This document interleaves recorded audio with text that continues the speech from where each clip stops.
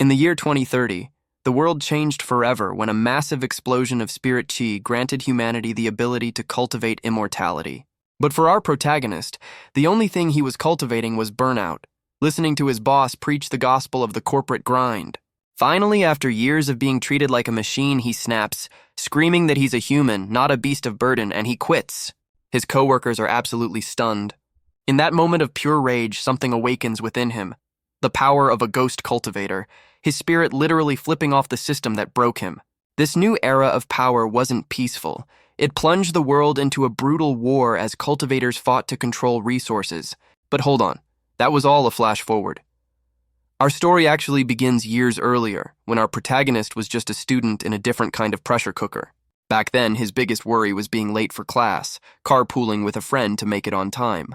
The pressure was immense, with the constant reminder that his parents were working hard so he could escape the very fate he just dreamed of. Every day was an endless grind of test papers and study sessions, a desperate race to climb the social ladder. The only thing breaking the monotony was the teacher, who seemed to think a megaphone was standard classroom equipment.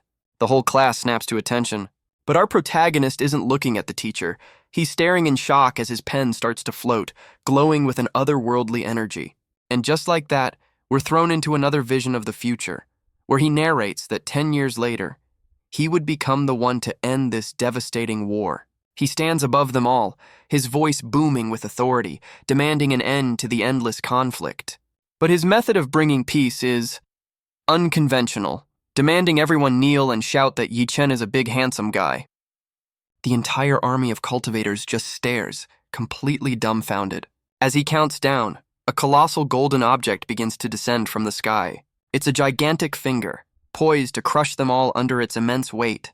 Panic erupts as the warriors scramble to escape this absurd display of power. But the finger was just a warning, as a colossal golden hand smashes down, holding the entire ruined city in its palm. Left with no choice, the entire world's army begins to chant his praises, shouting, "Yi Chen is a big handsome guy." And with the war finally over, the monumental task of rebuilding begins, managed by an army of magically automated pens. A bewildered office worker can only stare as her paperwork literally starts doing itself. Reconstruction plans, fugitive lists, surrender treaties, the sheer volume of post-war administration is overwhelming. The entire bureau becomes a chaotic whirlwind of magically flying documents getting processed at supernatural speed. At the very top of this new world order sits one man. A new assistant reports to Ye Chen, explaining that now that peace has been achieved, the divine land must be rebuilt.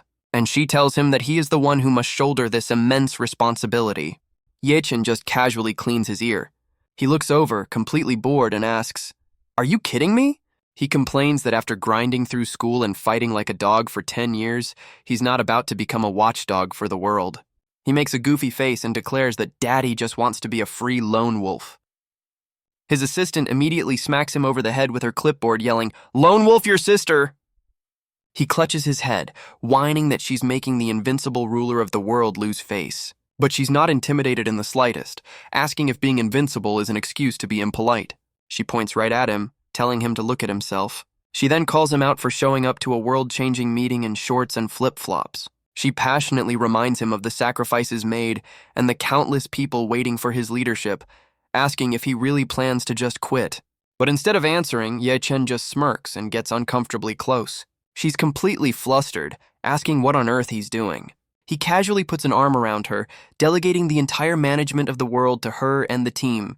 And if anyone disobeys, he promises to beat them up so badly they'll call her mom.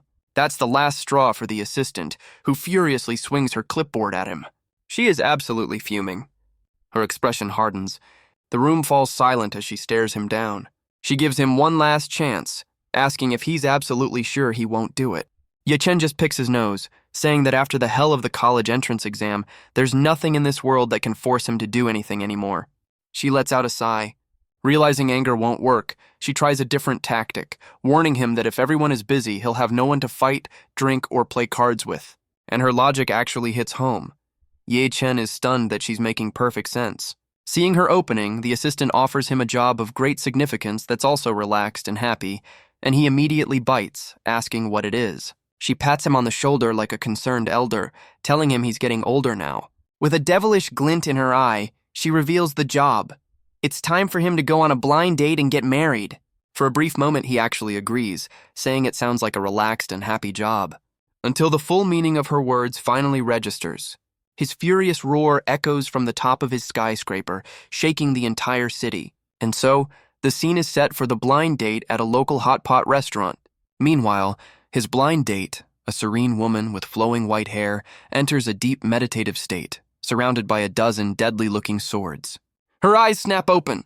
She unleashes her ultimate sword technique to perfectly slice meat for her hot pot. In this new era, even waitresses use cultivation to deliver food, much to the delight of the local kids. Ye-Chen watches on, a faint smile on his face. He reflects on how the destructive spells of the war have now found peaceful, everyday uses, finally giving his parents' generation the peace they deserved. But his sentimentality quickly fades as he's left waiting, grumbling about how people who are late for blind dates are usually gold diggers. He taps his fingers impatiently. We flash back to him complaining to his assistant, furious that after fighting a war for freedom, he's being forced into marriage. And now, he waits, sizing up every person who walks through the door. His assistant stands over him, her presence utterly overwhelming. Ye-Chen snaps, telling her to stop acting like his parents entrusted him to her on their deathbeds. She solemnly explains that during a spirit chi incident at his cram school, his parents fought to the death to protect them both, giving her a second life. With fiery passion, she declares that his parents trusted her with his future, and she has a profound responsibility to handle his major life events. Drowning in her lecture, Ye-Chen begs her to stop chattering and just give him the real reason for this marriage nonsense. The argument takes a turn. His assistant lays out the political reality. The factions he defeated are now terrified of his power and are desperately offering marriage alliances to appease him. Yet Chen scoffs, telling her not to try and fool him with historical examples, boasting that he grinded history like crazy for his exams. He argues that in costume dramas, marriage alliances look like a lineup of beautiful maidens. But in reality, it's a political horror show, and he absolutely refuses to be a part of it. But his assistant leans in, getting serious. You are a walking weapon of mass destruction. Do you know what that means? Ye-Chen, completely missing the point, pinches his own cheeks and asks, that I'm very handsome? She takes a deep breath. Then she pinches his face and lays down the hard truth. If you weren't the strongest man alive, do you think any beauty would even look at a slacker like you? She explains that because everyone is terrified of him, they would only dare to send the absolute best-looking girls to appease him. And just like that, the gears in Ye-Chen's simple mind start turning. Oh, I see. You have such a clear way of looking at things. A blush creeps onto his face as he eagerly agrees. Suddenly, I'm okay with this. Send me a photo first. But his assistant just shakes her head, leaving him confused. What, you're not busy? She gives him a sly smile, saying the choice is his, but isn't it better to keep a little mystery? He sits there stewing as the horrible truth dawns on him. He's been completely played. Just then, a soft, gentle voice says, Hello, I am here for the blind date. And just the sound of her voice sends his heart racing, completely short-circuiting his brain. He tries to play it cool, turning with what he thinks is a charming smile. What a coincidence, I'm also here to... But his smooth line dies in his throat when he sees this. His face freezes in horror. His blind date, the supposed most beautiful woman, is wearing a terrifying demon mask. A scream of pure, unadulterated terror rips through the restaurant as he shouts, How can it be you? The other diners are stunned, whispering a name in disbelief. Lan! The camera dramatically pulls back as the name echoes through the city. Lan Duoduo. The moment her name is spoken, the entire city erupts into pure, unadulterated chaos. Cultivators flee on dragons, screaming warnings about the Black Meow Saintess, one of the 10 great evils, whose poison can wipe out everything for miles.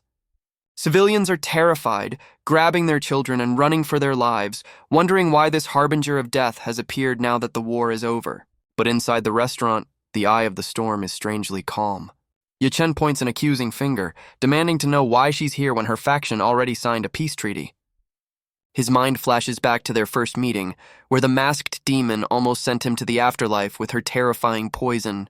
He remembers the agonizing aftermath, being pulled back from the gates of hell, only thanks to extensive surgery and blood exchanges from a genius doctor.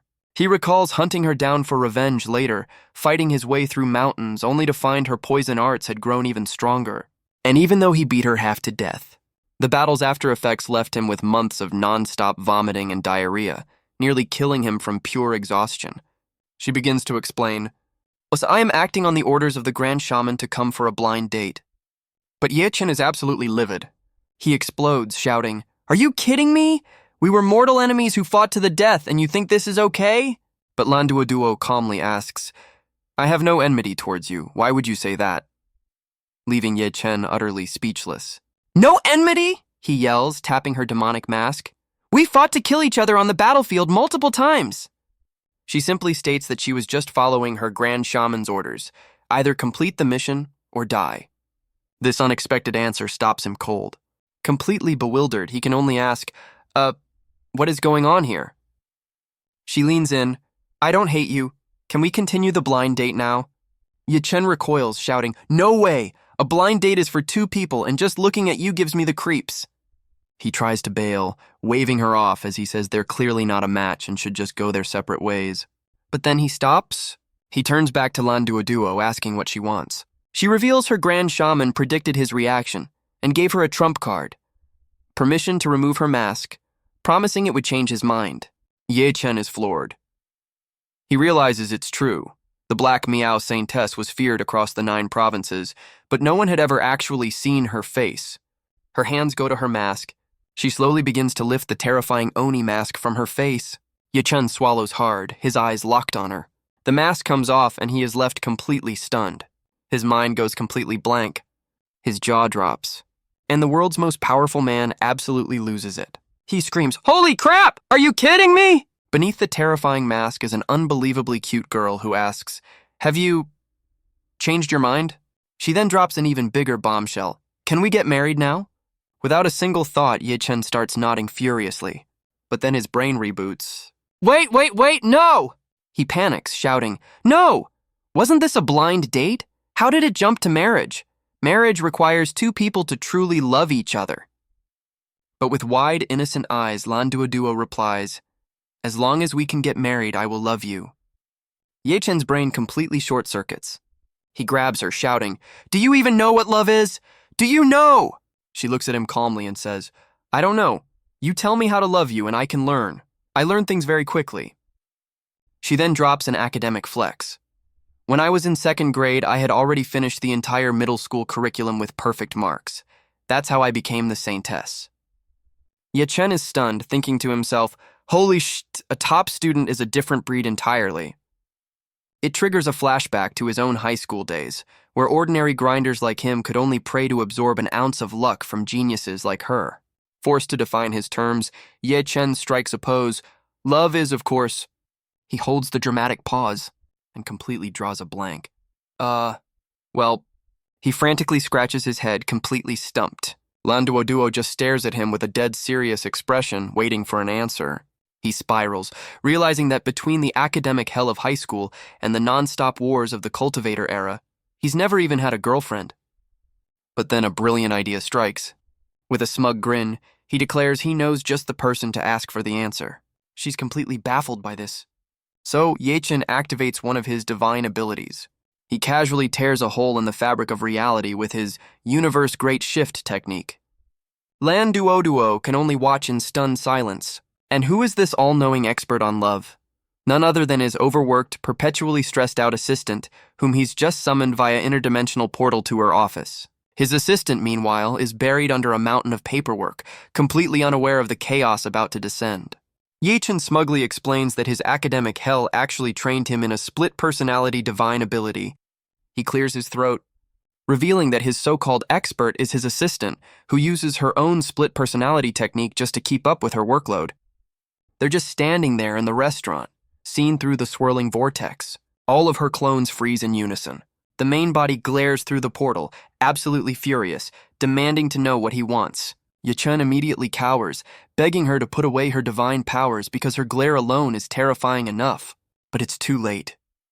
She dismisses her clones, takes off her glasses, and steps right through the portal, ready to deal with her idiot boss. The assistant calmly steps through and greets Lan Duoduo by name. The infamous saintess, completely flustered, can only manage a shy hello. Then all her fury is directed right at her boss as she yells, I'm already split into a dozen clones for work and you summon me to watch your date? But Ye Chen just shoves the problem right back at her, demanding, "This is important business. You're the expert, so tell her what it means to love someone." The assistant is just stunned. "You're asking me?" she sputters, blushing furiously. "I've been grinding since high school, then fighting a war, and now rebuilding a continent. How would I know?" Ye Chen leans in with a devilish grin. "Oh, but I remember you hiding romance comics in your bag back in our cram school days." She's completely cornered, stammering, So what?" "So," he declares, "even if you don't have practical experience, you've got all the theoretical knowledge we need." The assistant, blushing and cornered, finally stammers, "Well, She reluctantly gives a textbook definition from her romance comics, saying, "Loving someone is feeling nervous when you see him, but constantly thinking about him when you don't." Ye Chen immediately pivots to Lan Duoduo with a smug look. "Did you hear that? That is love."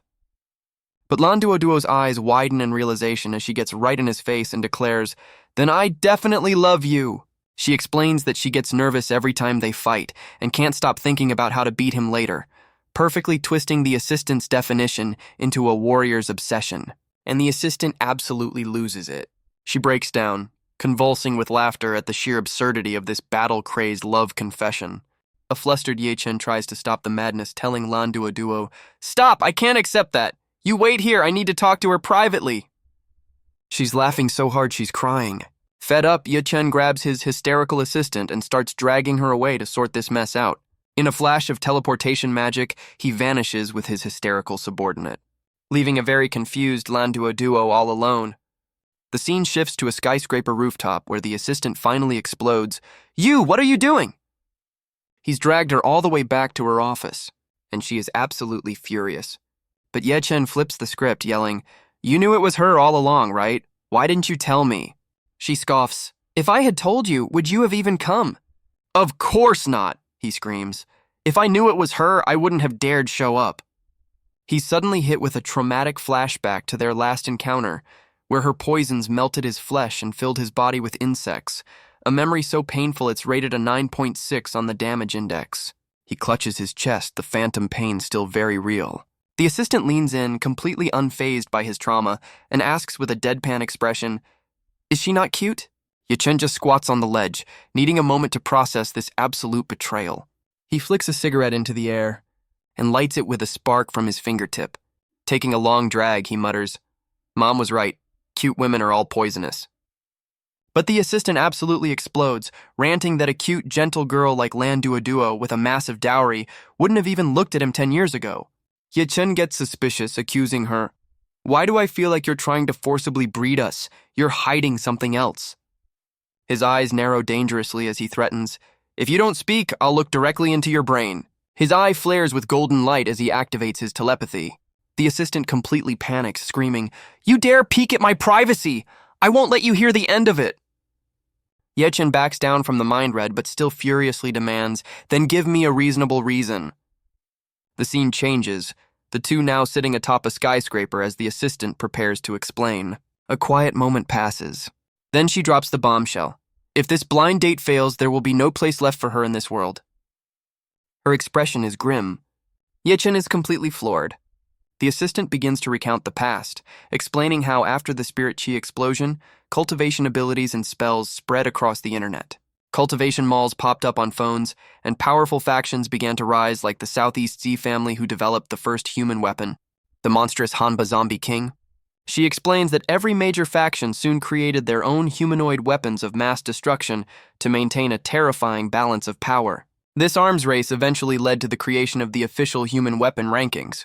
The assistant explains that while this global power struggle was unfolding, Lan Duoduo was just a second-grade elementary school student, a quiet, innocent-looking little girl, but her childhood was a living hell, as she and other girls were forced by the Black Meow to cultivate a horrific poison art.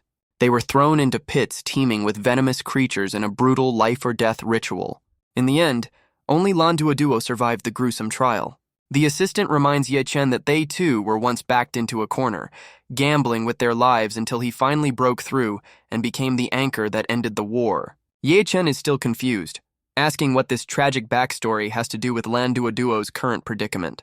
Pointing out over the city, she states that now that the world is at peace, everyone reveres him as its savior. But what about her? She asks, contrasting his celebrated status with Lan Duoduo's fate. The assistant explains that with a reputation as the 10,000 poison saintess, no one would ever dare stay beside a walking toxic arsenal. Because of her power, Lan Duoduo was completely and utterly alone. She remembers one day, when a small child, unaware of the danger, innocently offered her a doll. It was a simple, kind gesture. Lan Duoduo reached out, a flicker of hope in her heart. But she couldn't take it, letting the doll drop to the ground. The child's father, realizing who she was, immediately grabbed his daughter and bowed in terror. He ran away as if fleeing from a monster, leaving Lan Duoduo to watch them go. This was her reality, a life of forced isolation, feared by all. Her face, adorned with tiny skulls, held a sorrow no child should ever know. She was forced to walk a path of complete solitude. Back in the present, Ye Chen listens to her story, his expression grim. His assistant then asks a pointed question. Then, are you afraid of me too? A flicker of vulnerability in her eyes. He just stares back, lost in thought. But his melancholy is cut short by a swift smack to the head. You think just because you're invincible now, you'll be invincible forever? She launches into a tirade about their old school days, reminding him she always beat him in mock exams and that she'll catch up to him soon enough. And just like that, his gloomy mood vanishes. All right, I get it, he says with a massive grin. Leave it to me, you can go back now. She looks back, taken aback by his sudden cheerfulness. So, what are you going to do? She asks, still walking away. Before she can get an answer, Ye Chen opens a portal right in her path. He gives her a gentle push, sending her straight back to her office. With a smug snap of his fingers, the portal closes, dropping the assistant unceremoniously into her chair. She tumbles to the ground with an undignified thud. Hey, you! She screams at the empty air where he just was. But he's already gone, leaving her fuming in silence. Back on the rooftop, Ye Chen's playful mood evaporates. He gazes out over the city as a massive, intricate magic circle forms in the sky. It's time to get serious. He lets out a heavy sigh. This lonely-at-the-top protagonist script, I never wanted it. In a flash, he vanishes from the rooftop and reappears inside the restaurant where Lan Duoduo has been patiently waiting. He materializes fully. Scratching his head awkwardly, he asks, It's been so long, have you just been standing there? The Grand Shaman told me to listen to you, she replies, and you were the one who told me to wait. Ye Chen facepalms, sighing as he remembers her tragic upbringing. She was trained to be a machine that only follows orders, her own thoughts erased. His demeanor softens slightly as he gestures to a booth. Sit here. The two sit down, an awkward silence hanging between them. Ye Chen finally breaks the silence, recounting their violent past. You poisoned me, and I beat you until you were bedridden for half a year. Do you know what that represents? With wide-eyed innocence, Lan Duoduo asks, That we can get married? Ye Chen facepalms, completely exasperated. Stop thinking about marriage. I mean, we understand each other on a deeper level than even our parents did. He takes a sip of water to calm his nerves, but Lan Duoduo's logic takes another wild leap. So, you want to be a father? We can get a free child by topping up phone credit or just find one in a trash can. And Ye Chen does a massive spit take right in her face. She sits there drenched and utterly confused. He immediately panics, grabbing a napkin. I'm sorry, I didn't mean to. As she sadly dabs her face, Ye Chen covers his eyes, completely overwhelmed by the situation. He screams in his head, Help! This is even more troublesome than fighting or taking exams. Ye Chen takes a deep breath, trying to compose himself. He stands up, exasperated. Look, dating is a matter for two people. Even if you say you love me, I haven't fallen in love with you yet. Lan Duoduo completely misinterprets this, asking with wide-eyed innocence. So, to get you to marry me, first I have to learn to smile? Taking her literally, Ye Chen leans across the table and physically tries to force her face into a smile. As he does, a sinister purple aura suddenly erupts, filling the restaurant. Ye Chen breaks into a cold sweat, a strained look on his face. The mysterious energy is so potent, it begins to melt the very table and floor around them. In an instant, the entire building crumbles and dissolves into dust. Yet amidst the smoldering ruins, Ye Chen is still awkwardly trying to teach her how to smile. The two of them are now sitting in the middle of a desolate, purple-tinged wasteland. Snapping out of his daze, Ye Chen yells, Why are you releasing poison again? Lan Duoduo calmly explains it's a passive combat habit. Well, that has to change too, he demands, but she replies that it's a conditioned reflex and will be difficult. From the crater of the vaporized building, Ye Chen gives her an ultimatum. So will you change it or not? Terrified, she immediately agrees. With her compliance secured, Ye Chen activates his great divine ability. He unleashes his ultimate technique, timeline reversal. In a flash, the building is perfectly restored. Back inside, Lan Duoduo shakes her head, completely disoriented by the sudden shift. She stares in shock, asking when he learned to reverse space-time. Ye Chen smirks. The time before last when I beat you up. Why didn't I know? She asks, to which he retorts, if you knew about it, how could it be called reversing space-time? But his internal monologue tells a different story. He's just too proud to admit he had to reverse time thousands of times just to find one way to beat her. Having asserted his dominance, Ye Chen lays out his conditions. She'll stay in the city, he'll get her a job, and her new mission is to figure out how to make his heart beat for her. But Lan Duoduo's brain operates on a terrifyingly literal level, promising to refine a special poison that will force his heart to beat for her, and then they can get married. Ye Chen's soul just left his body as he nervously asks if she can actually do that. She admits she's already been trying, releasing all sorts of things to stimulate male desire and a rapid heartbeat.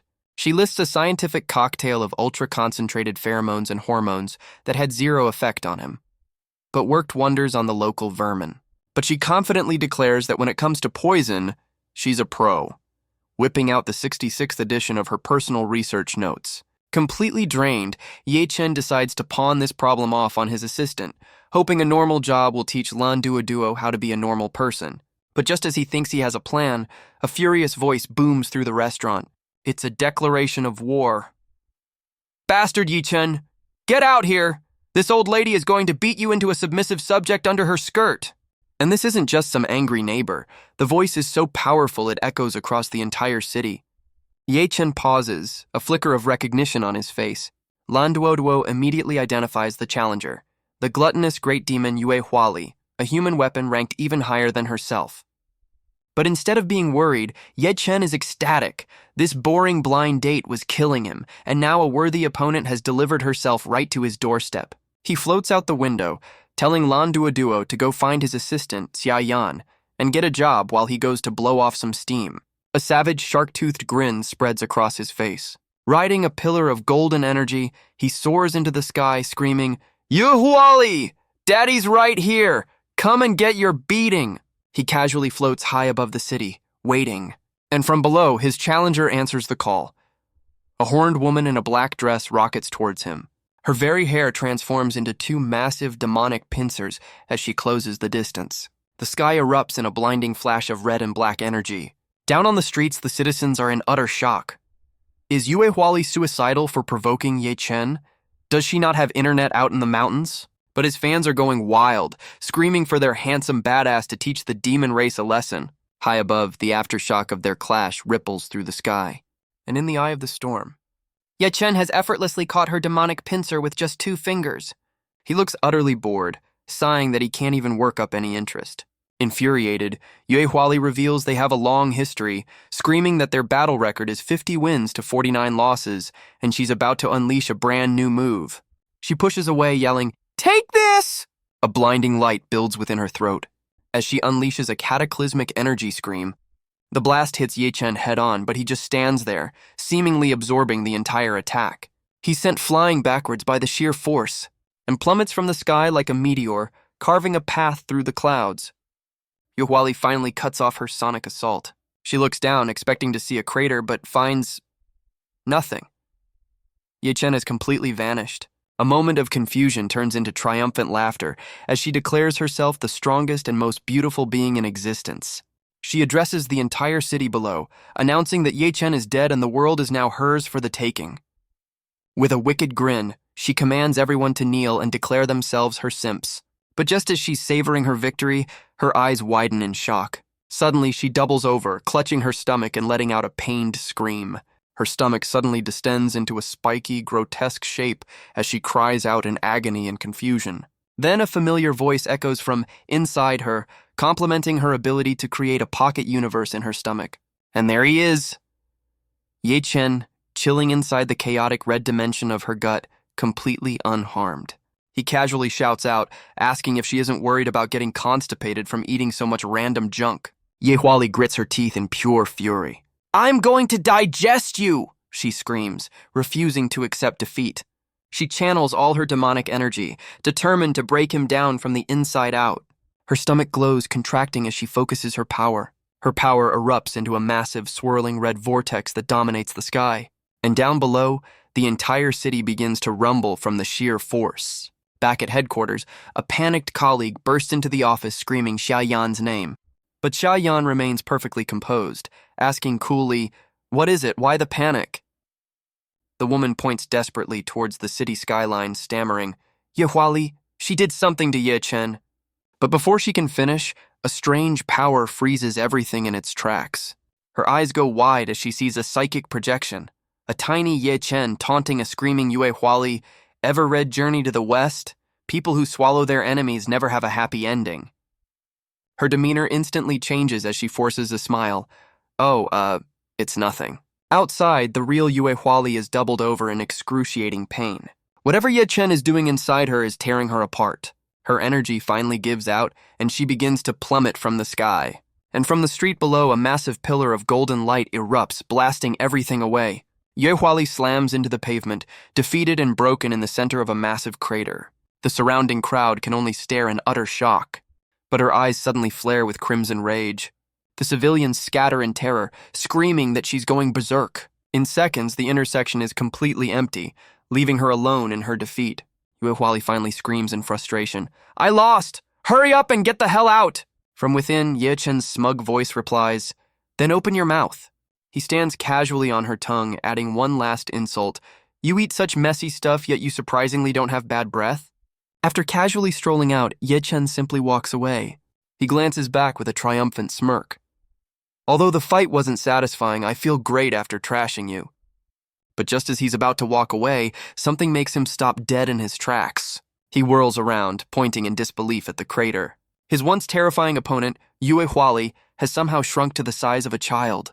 "We just fought!" Ye Chen yells. "How did you shrink?" Completely mortified, Yue Huali screams, Don't look!" Ye Chen bursts out laughing, finding the whole situation hilarious as he pats her on the head. "You're actually cute like this," he teases. "Why do you always act so prickly?" She completely loses it, trying to defend her fearsome reputation as a great demon. In her frantic struggle, one of her horn accessories even snaps off. Seeing her looking so pathetic, Ye Chen sighs and offers her a hand. Ye Huali stares, her mind completely blank with shock. Ye Chen looks back, confused by her sudden paralysis. Then, a wicked idea strikes him as he pops open a can of soda right over her head. The mighty gluttonous demon is reduced to a flustered, sputtering mess. Ye Chen just whistles innocently. As she buries her face in shame, screaming for him not to look, Ye Chen doubles over in laughter. But the teasing isn't over yet, as he casually reaches down and lifts her up by her new bunny ears, mocking, "I always thought you were a carnivore. Turns out you're a herbivore." She absolutely loses it, vowing to repay this humiliation 1,000 times over as a venerable demon deity. But her threats are met with a sudden cold silence as Ye Chen's playful expression vanishes. The teasing escalates as he threatens to turn her into Rabbit Hot Pot if she keeps causing trouble. Yue Huali is utterly horrified by the suggestion, but Ye Chen just flashes a predatory grin. He leans in, licking his lips and describing in delicious detail how much he loves spicy rabbit heads. Suddenly her defiance crumbles. She declares that a demon can be eaten but not mocked, and as the loser, she will let him eat her without complaint. Her sudden acceptance completely throws him off. She squeezes her eyes shut, screaming at him to just get it over with already. Now genuinely confused, Ye Chen points out how weird she's acting, asking why on earth she'd wear a qipao to a fight. He reminds her of her usual Scourge of the Earth persona, which definitely doesn't include girly outfits. Flustered, she tries to deny it, completely butchering an idiom in her panic, which Ye Chen is only too happy to correct. With a sigh of exasperation, Ye Chen just lets go of her bunny ears, and she goes tumbling to the ground. Yue Huali scrambles up, demanding to know why he dropped her, but Ye Chen is lost in thought. Then, a horrifying realization dawns on him. He points a trembling finger at her, asking the one question he dreads. "Don't tell me you're here for a blind date with me too?" Yue Huali absolutely loses it. In a flustered panic, she tries to explain that it's just demon instinct. When a female is defeated by a stronger male during mating season, she's forced to… Well, you get the idea. Ye Chen is not buying it for a second. He launches into a full-blown biology lecture, asking if they don't have the internet in the mountains and telling her to go watch Animal Planet because they're not even the same species. The great demon is left utterly humiliated. With tears in her eyes, she laments that only the strong are worthy of being her kind. Ye Chen is left completely speechless by her sudden vulnerability, and then it hits him. She's a unique mixed demon, a weapon created by her race to counter the other factions. Her very existence is the result of a bizarre and monstrous crossbreeding program. He realizes that just like Lan Duoduo, she was a weapon so powerful that she became feared by her own people, left utterly alone. A gentle hand reaches down to pat her on the head. Ye Chen struggles to find the right words, completely unused to offering comfort. But as he tries to say something, she looks up with a completely different expression. Her sadness vanishes in an instant as she declares she's starving, and they can talk about breeding after she's had a big meal. And so they end up at a restaurant, surrounded by a stunned crowd as she devours a mountain of food. Ye Chen just watches with a smug grin as the plates continue to pile up around them. Ye Huali is in absolute heaven, declaring human food to be the best thing she's ever tasted. He whistles nonchalantly, while teasing her about her old diet of grass out in the mountains. Just then, a ridiculously muscular waiter brings another massive order to their table. She eagerly leans over the steaming bowl of noodles and dumplings, and proceeds to inhale the entire thing in a matter of seconds, not stopping until her face is buried in the bottom of the bowl. Completely exhausted but not yet satisfied, she orders another 200 servings, much to Ye Chen's annoyance. But she refuses to leave, declaring that once a demon finds a mate, they stick to them for life. Ye Chen finally snaps, yelling that he's not running a charity for her to cling to. But she just steps onto the table, completely ignoring his outburst. She strikes a pose, declaring that this is simply the law of the demon race. The other diners finally recognize her, their faces frozen in pure terror. A wave of panic sends everyone scrambling for the exits. In an instant, the entire restaurant is empty, leaving the two of them alone. Ye Chen just sighs, completely unimpressed by her dramatic display. Her bravado seems to fade as she looks down, almost bashfully. She licks her lips, a hungry look in her eyes. He asks one last time if she's absolutely sure she won't leave. Ye Chen smirks, realizing she's dead serious about not leaving him alone. Yue Huali stands her ground, refusing to back down. He lets out a sigh, accepting his fate for now. So he gives her a new mission: learn how to be a normal human. She eagerly agrees, promising to obey his every command. He tells her to forget her half-baked demon logic and start studying human culture from scratch. He ponders for a moment, deciding to start with language. But a wicked grin spreads across his face as a truly terrible idea forms. He's going to make her study math, physics, history, and a whole host of other subjects, complete with exams. But she takes it literally, vowing to devour and digest all of this new knowledge. He grins, explaining that she has no idea what kind of mental hell awaits a mountain dweller like her. He imagines her drowning in an ocean of learning, too busy to pester him ever again. He clears his throat, composing himself. Then he pats her on the shoulder, telling her he has high hopes for her future. But her stomach immediately rumbles in protest. She complains that she's still starving and demands he get her more food. As they leave, he explains that with the world just finding peace, the food supply isn't exactly stable yet. He then points her towards a pasture in the southwest, telling her to go eat there by herself. He even launches a massive blade into the sky as a marker, reminding her to leave the roots so the grass can grow back for next year. With that problem temporarily solved, he heads back to his headquarters. Back at headquarters, Ye Chen asks his assistant what she's arranged for Lan Duoduo. She calmly explains that with so many wounded after the war, she's assigned the saintess to the post-war rescue department. Ye Chen's brain completely short-circuits at the very idea. He explodes, questioning the logic of sending a master of poison to save people's lives. But Xiaoyan just smirks, telling him his understanding of her is far too shallow. She reveals that Lan Duoduo's cultivation method uses her entire body as a processing plant, driving every cell to rapidly generate potent poisons adapted for war. And by that same logic, if she can refine poison, she can also refine powerful medicine. Ye Chen is completely stunned by this revelation. He scratches his head, realizing this means she could become a walking, talking hospital. Xiaoyan explains that her goal is to help Lan Duoduo readapt to the world and become a normal girl. But Ye Chen tells her there's one more person she needs to arrange for, calling them into the office. And in walks Yue Huali in her shrunken, bunny-eared form, much to Xiaoyan's surprise. He explains that the great demon refuses to leave and needs a job to learn how to be human and fix her terrible education. Xiaoyan looks intrigued, asking just how he plans to cure that. With a wicked grin, Ye Chen whispers his master plan: bury her in textbooks and exam papers from elementary to high school. Xiaoyan can't help but smile, impressed by his deliciously evil idea. Yue Huali immediately senses their wicked intentions, accusing them of conspiring against her. But Xiaoyan has a better idea, explaining that with peace established, many demon clans are now seeking to integrate into human society. She then assigns Yue Huali a new official title. She will be the guardian deity responsible for the naturalization of her own people. But Yue Huali protests, arguing that her only skill is fighting, not diplomacy. Ye Chen immediately gets in her face, demanding to know if she'll take the job or not. The great demon can only look away, completely intimidated. She explains that her own people are terrified of her, like mice before a cat. An awkward silence falls over the office as they all contemplate the problem. Ye Chen telepathically tells Xiaoyan that he feels sorry for her, asking what they should do. With a new plan in mind, Xiaoyan rises from her desk. She pokes Ye Chen's cheek to get his attention, and presents him as an example, asking if anyone is truly afraid of this peace-loving guy. Yue Huali is baffled, wondering why humans aren't terrified of someone so powerful. Xiaoyan explains that no one is afraid of him because he acts like a complete child. She then turns to Yue Huali, challenging the great demon's legendary fearlessness. Her pride stung. Yue Huali furiously declares that she's not afraid and will handle this new mission.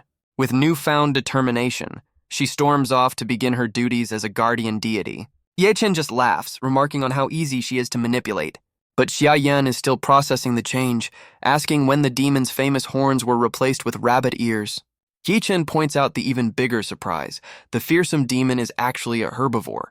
He slumps into his chair, complaining that this blind date has turned him into a glorified babysitter for problem children. Xiaoyan can't help but chuckle at his complete and utter misery. But Ye Chen's mood darkens as he demands she reject any other potential matches from the 10 great evils, insisting he can't handle any more weirdos. Xiaoyan tells him to take a break, mentioning that an old friend Mu Yan is back and wants to meet. Ye Chen leaps to his feet, completely shocked that that kid has finally resurfaced. He remembers how Mu Yan, despairing of the chaotic new world, chose a dangerous and unknown cultivation path and disappeared. The news brings back memories of their high school days, when their last bus trio was still together. Before Xiaoyan can even finish telling him where to go, Ye Chen is already out the door, eager to test his skills against his long-lost friend. She tries to call him back, warning him that she hasn't finished explaining the situation. But he's already gone, leaving her to sigh in exasperation.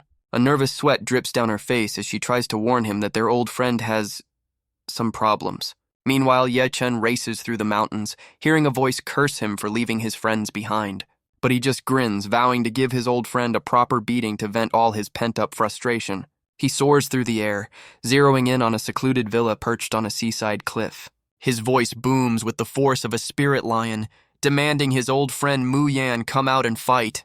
But the cliffside home remains eerily silent in response. Ye Chen is visibly confused by the lack of a dramatic entrance.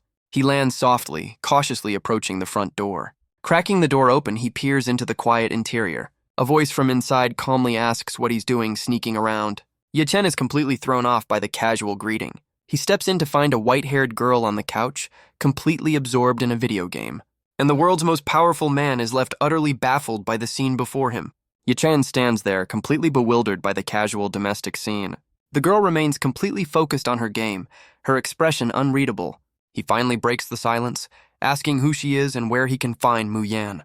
Without looking away from the screen, she calmly sets down her controller. She turns to face him and begins to speak. But before she can say a word, Ye Chen's brain makes a massive leap, and he points, convinced she must be his friend's girlfriend. He immediately switches gears, warmly greeting his new sister-in-law and asking where the old geezer ran off to. Her gaze intensifies as she prepares to correct his wild assumption. But Ye Chen is already rambling, gossiping about Mu Yan's luck with women, and peppering her with questions about their relationship. He leans in with a devilish grin, completely oblivious to the storm he's about to unleash. With a deadpan expression, she calmly states that she is Mu Yan. But Ye Chen just bursts out laughing, brushing it off as a funny coincidence. She just looks down, a quiet resolve on her face. Then she reveals a secret from their school days, and Ye Chen's smile instantly vanishes. He's completely flustered, demanding to know how his friend could have told her that. But she continues, listing off one embarrassing personal habit after another. And Ye Chen's face contorts in pure, unadulterated horror. He throws his hands up, frantically begging her to stop. The world's most powerful man is reduced to a sputtering, panicked mess. She looks him dead in the eye and repeats with absolute certainty that she is Mu Yan. The horrifying truth finally sinks in, shattering his entire reality. His mind is flooded with a tidal wave of pure, unadulterated confusion. He grabs her by the shoulders, his mind racing to make sense of it all. He desperately asks how his old friend could have changed so drastically. She looks up at him, ready to explain the impossible. But Ye Chen's brain jumps to a wild conclusion, accusing her of using a forbidden cultivation art. Annoyed by his outburst, she grabs his face to shut him up. In a flash, she has him pinned down on the couch, completely unimpressed. He points a trembling finger, asking if her transformation was permanent. He presses the question, leaving his old friend completely flustered and at a loss for words. He gets overly dramatic, crying and thanking her for the great sacrifice she made for the sake of peace. But Mu Yan is completely unimpressed, telling him to stop his weird mental fabrications. She also tells him to stop his strange hand movements as he continues to stroke her hand. Finally getting serious, she begins to explain that the riskiest stage of her cultivation art involves body and mind reconstruction. A flashback shows that during this critical breakthrough, inner demons disrupted her concentration, and while she ultimately survived the ordeal, she became like this. Ye Chen is left completely speechless, a blush creeping onto his face. He swallows hard, his mind struggling to process the new reality. Then he suddenly explodes, ranting that they were supposed to be brothers for life, but Mu Yan secretly became a girl behind his back. He declares that this apocalyptic cultivation era is truly a time full of miracles, while Mu Yan just watches his tantrum. Mu Yan casually kicks her feet, a playful glint in her eye. She then offers to help him adjust to their new brother and sister dynamic. Leaning in close, she puts him completely on the spot. Ye Chen can only stammer out a flustered, panicked agreement. His brain completely short-circuits from the sheer awkwardness of it all, but his reaction only seems to annoy her, her expression hardening. He quickly backpedals, shaking his head and trying to regain his composure. He insists he's a man of honor who would never take advantage of his brother's situation. But then a truly devious idea begins to form in his mind. He declares that if she'll let him study the secrets of her cultivation art, it might be a different story. But his pervy suggestion is met with a swift kick right to the face. She laughs, remarking that even as the world's strongest, he's still the same old Ye Chen. He furiously demands to know what's so funny about the situation. Then he changes the subject, demanding to know where she's been all these years since her seclusion ended. He yells that he thought she was dead and was about to set up a memorial for her. A single tear forms in his eye, revealing his genuine worry. He quickly turns away, trying to hide his emotions. His outburst seems to soften her expression. She apologizes, explaining that she ran into some trouble in White Emperor City and couldn't leave. The name of the city immediately catches his attention. He recalls hearing rumors of a mysterious and beautiful sword immortal who arrived in White Emperor City. A lone guardian who always hid her face, she became a legend known as the Sportswear Sword Immortal. With a smug grin, he asks if that legendary figure was actually her the whole time. Mu Yan just looks annoyed, completely unaware of the ridiculous nickname she'd earned. He teases her, asking if she was constantly fending off an army of admirers. But she tells him to get his mind out of the gutter, her expression turning serious. She reveals a terrifying entity is about to emerge from beneath the city, and she can no longer hold it back. Ye Chen is stunned, grabbing her as he questions how anything could challenge her immense power. But she calmly takes his hand, stopping his outburst, and holds it firmly, her gaze locked on his as the gravity of the situation sinks in. But Ye Chen just grins, grabbing her hand and declaring he was bored anyway. In a flash, the two of them rocket into the sky, soaring through the air at incredible speeds. Muya remarks that he's changed a bit, but thanks him for his concern. They finally come to a stop, floating high above the clouds. She explains that White Emperor City is famous for its massive, ancient sword. It's a hub for alchemists who create all sorts of magical pills, and a major production center for magical artifacts and weapons. Ye Chen looks down at the peaceful city, wondering where the threat could possibly be. But Mu Yan simply points, revealing she's been holding the entity back right beneath their feet. She reveals the massive sword isn't just a landmark, but a seal that's about to break, and she needs his help to strengthen it. Ye Chen is shocked, admitting he thought it was just a monument to her power. But with the threat now clear, he gets serious and reaches out a hand. A colossal armored hand materializes from a vortex in the sky, descending to take a firm grip on the hilt of the ancient sword, and with immense force, he begins to pull the entire blade from the earth. Mu Yan is horrified, screaming at him to stop what he's doing, because by removing the seal, he's just unleashed the very evil she was trying to contain. A torrent of dark, malevolent energy erupts into the sky, free at last. Mu Yan can't only watch in horror, screaming that the ancient evil is coming out. A flashback shows the city's alchemists, once peacefully practicing their craft. But now the people below can only flee in terror from the ghostly aura filling the sky. A colossal shadow with glowing purple eyes begins to form, casting the entire city into darkness. A terrifying spectral face cackles with glee, finally released from its ancient prison. It demands to know who sealed it, vowing to drain their soul and rule the world. But Ye-Chin just casually remarks that its speech sounds like a generic villain from a bad web novel. Mu Yan explains that this is the Ghost Gate of the 9 provinces, a place of extreme yin energy. She warns that its power is on par with his own, asking what they should do. But Ye-Chen just shoves her aside, pointing at the monster and yelling that having a giant sword stuck in its head must have really hurt. She immediately explodes, yelling at him for provoking the monster without any kind of strategy. But the ancient evil has already noticed her, vowing to have some fun before turning her into a trophy. The spectral energy twists into a massive, violent vortex above the city. From the swirling darkness, a monstrous arm begins to form, unleashing a ghost path divine ability. But Mu Yan is already countering, preparing to unleash her own 9 nether yin demon claw. She declares she's going all out, channeling a massive pillar of golden energy. Her attack rips through the air, colliding with the dark entity in a massive blast. The explosion sends shockwaves of purple lightning across the sky. But from the smoke, a colossal demonic hand descends, reaching straight for her. Mu Yan just looks up calmly, her eyes glowing as the claw closes in. But while Mu Yan is preparing for a life-or-death battle, Ye-Chen just casually picks his nose. Suddenly, a massive tattooed figure appears, grabbing Ye-Chen and pulling him behind Mu Yan. The newcomer glares, his expression one of pure contempt. He scoffs at Ye-Chen, questioning if he's the backup Mu Yan called for, and boasts that she has some skill for blocking his earlier attack. He vows to teach Ye-Chen a lesson as a dark, purple energy begins to swirl around his arm.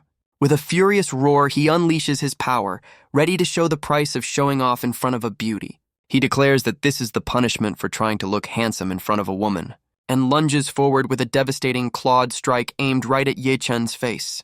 But his attack is stopped cold by a single, slender hand. It's Mu Yan who has effortlessly blocked him, leaving the muscle-bound warrior completely stunned. The ghost warrior explodes in rage, threatening Mu Yan for daring to interfere. He screams for her to let go, his threats escalating with every passing second. But his bravado quickly crumbles into pathetic pleas for mercy. The massive ghost entity dissolves into nothingness behind Ye-Chen. He casually blows the last of its dark energy away like dust in the wind. Turning to Mu Yan, he explains that he was just getting started. She just gives him a weary smile, impressed by his effortless display of power. As they float away, the citizens below erupt in cheers for their heroes. But the sudden fame seems to catch Ye-Chen completely off guard, because now that her face is revealed, an army of suitors descends from the sky, all begging for her hand in marriage. They fly in on swords, bearing flowers and treasure chests as offerings. Ye-Chen smirks, teasing that her newfound fame has completely overshadowed his own. But Mu Yan just grabs his arm, a faint blush on her cheeks. As the army of admirers continues to close in on them, the two of them just stand there, an unlikely pair floating above the clouds. The suitors are completely stunned by this development, wondering what's happening.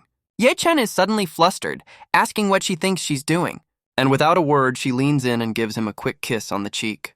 The hopeful suitors are left completely heartbroken, their dreams shattered in an instant. She then turns to the crowd, announcing that she's on a blind date with Ye-Chen and asking them all to leave. The rejected suitors can only watch in stunned silence, but Ye-Chen is furious, demanding to know if they're all deaf. His voice alone sends the entire crowd scrambling to get away. With the coast finally clear, Mu Yan lets out a sigh of relief. But Ye-Chen leans in with a smug grin, asking if she wants a deep exchange. Mu Yan just blushes and leans closer, causing Ye-Chen to panic and yell that he thought they were brothers. An awkward silence hangs between them as they float above the clouds. She asks if he really has the heart to watch her get tormented by suitors, telling him to just consider this a favor. He agrees to help, but says he's heading back now that the matter is settled. and in a flash of light, he rockets away over the ocean. But as he flies away, he realizes Mu Yan is still following him. He casually asks why she's still here instead of guarding her city. But she looks at him with resolve, stating that she wants to rejoin the team. Ye Chen is taken aback, reminding her that she left them all behind without a word. His dramatic outburst only makes her try to hide a smile. He gets even more flustered, demanding to know what's so funny. He challenges her to drink 300 cups of pure alcohol, and to his surprise, she agrees. Her quick acceptance makes him pause for a moment. He points out he was trying to give her a hard time, but she just says she's indulging him. But her words seem to have an effect on him anyway. But their flight is cut short as Ye Chen senses trouble ahead, a savage grin spreading across his face. Mu Yan's expression turns serious as they change course. They arrive to find a tense standoff on a remote cliffside. A lone woman in a white dress is surrounded by a group of menacing figures.